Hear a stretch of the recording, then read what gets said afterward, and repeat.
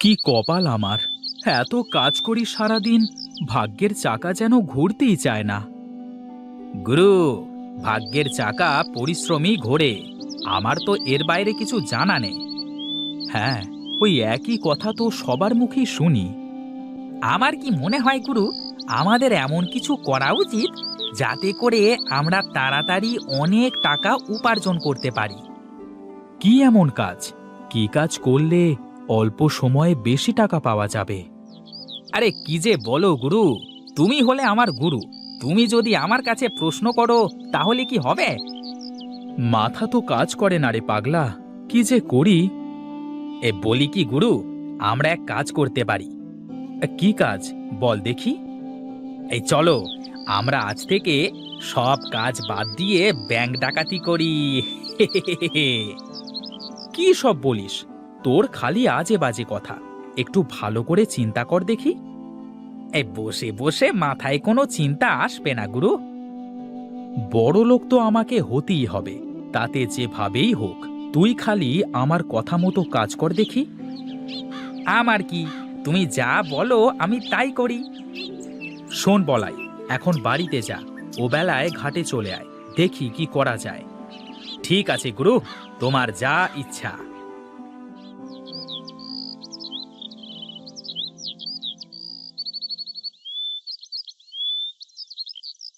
কি গিন্নি, বসে আছো যে?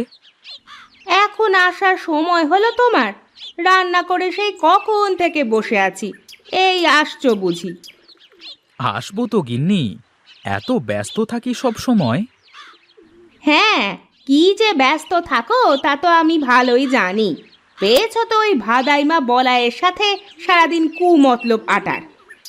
বাজে কথা বলো না তো গিন্নি। হ্যাঁ, আমি যা বলি তা তোমার কাছে বাজে কথাই হয়ে যায়।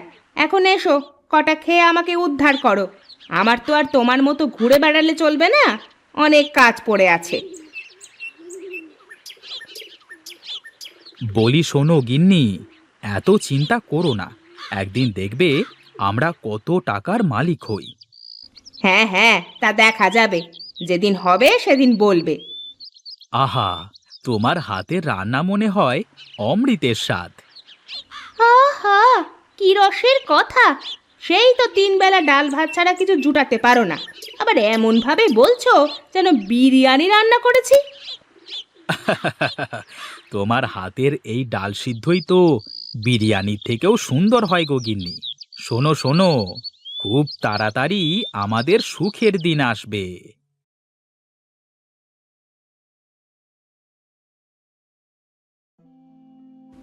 ওরে বলাই, এসেছিস?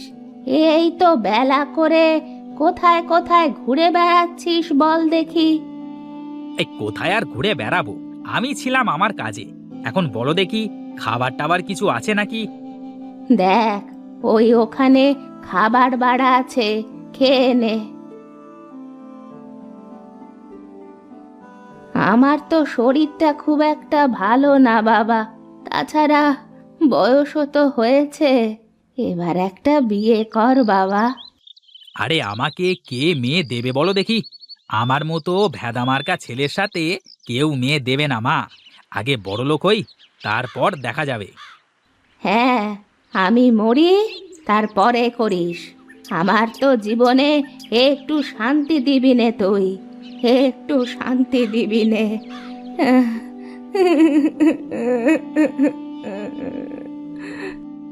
এই দেখো মা, প্রতিদিন এক কথা শুনতে আমার ভালো লাগে না।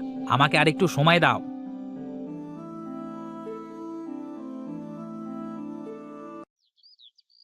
বুঝলে গিন্নি, বাঁশ বাগানে অনেক বাঁশ হয়ে গেছে।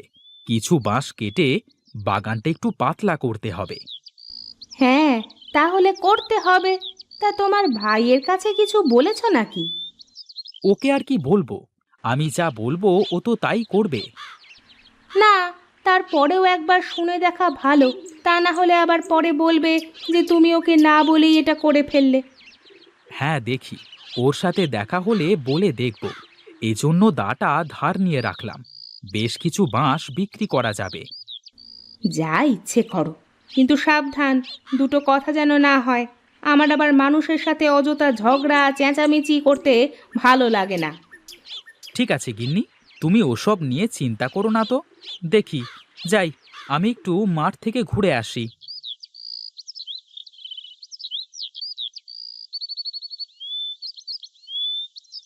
আচ্ছা বলাই, একটা কাজ করলে কেমন হয়? কি কাজ ওস্তাদ, বলো দেখি। আমি ভাবছিলাম, আমাদের তো বিরাট বাঁশবাগান আছে, আমরা যদি বাঁশ দিয়ে কিছু করতে পারি। বাঁশ দিয়ে কি করা যাবে ওস্তাদ? গাধা নাকি তুই? বাঁশ দিয়ে তো কত কিছু বানানো যায়। হ্যাঁ, তা করা যায়, কিন্তু এগুলো বানাবে কি করে? শোন শোন, আমি বাঁশের ঝুড়ি বানাতে পারি, তুই বাঁশ দিয়ে কিছু বানাতে পারবি না? এই শোনো শোনো, সারাদিন ধরে ওই একটা ঝুড়ি বানিয়ে তা বিক্রি করে কয় টাকা তুমি পাবে শুনি? তাও তো মন্দ বলিসনি। আসলে মাথায় কোনো কিছু কাজ করছে না, কি যে করি। এই বলি কি, আমরা একটা কাজ করতে পারি ওস্তাদ।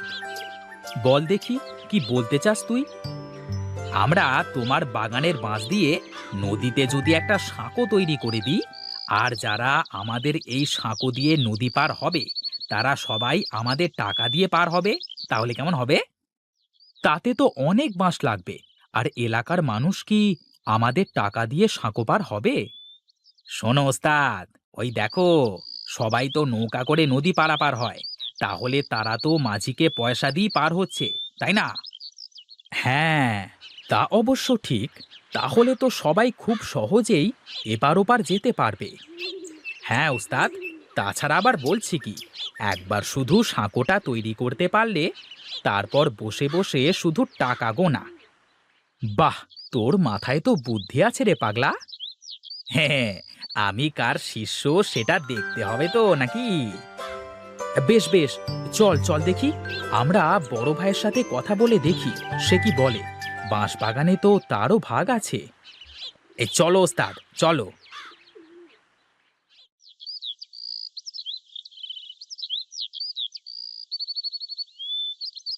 সে কি দাদা, এখানে দাঁড়িয়ে আছো যে?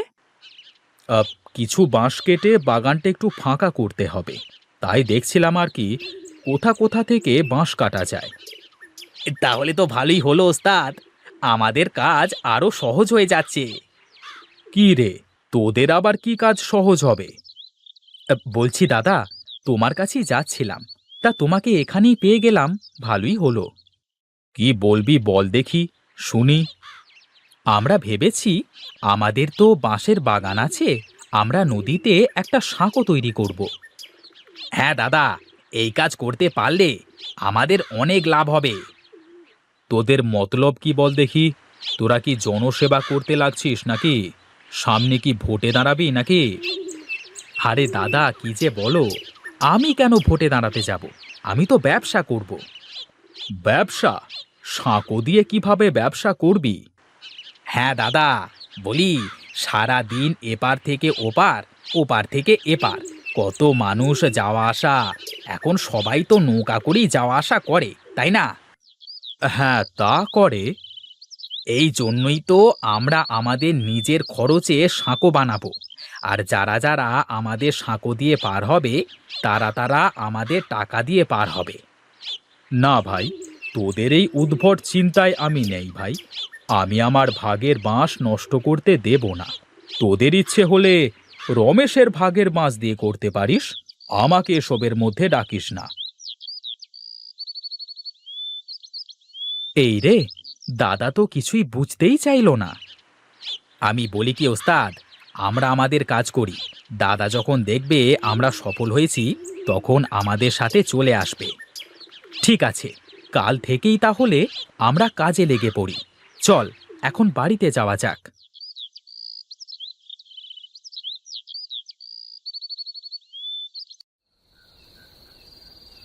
শোনো গিন্নি, কাল থেকে আমি একটা নতুন কাজ শুরু করব।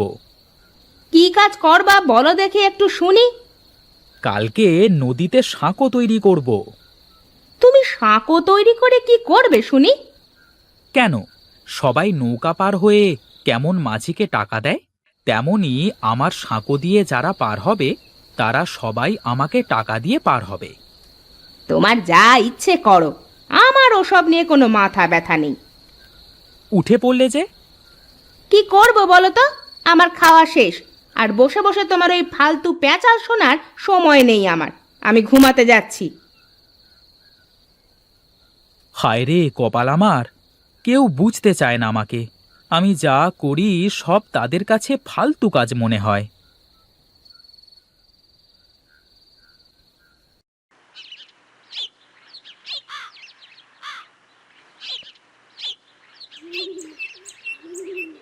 শোন বলাই, আমি বাঁশ কাটতে থাকি আর তুই বাঁশগুলো গাড়িতে করে টানতে থাক।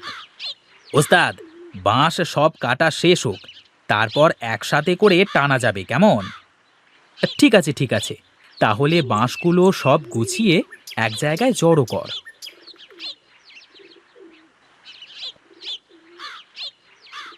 বাঁশ তো সব কাটা শেষ রে বলাই, এবার নে গাড়িতে ওঠা সব বাঁশ।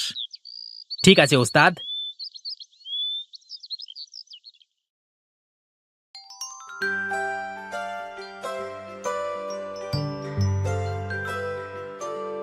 নে নে, এবার বাঁশগুলো সব নামিয়ে ফেলতে হবে।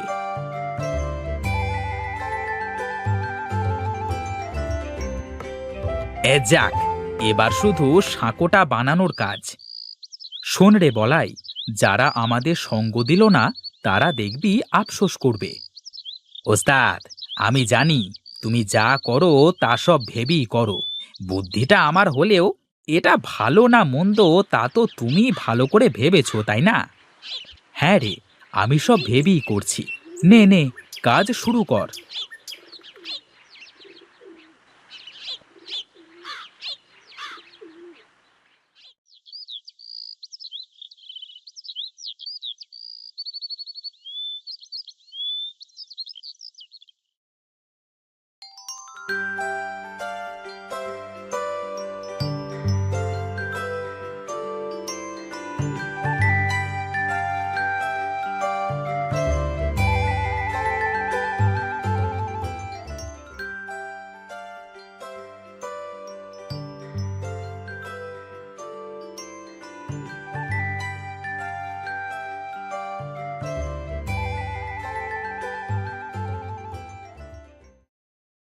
ওস্তাদ, কি বলেছিলাম, কাজ হচ্ছে তো?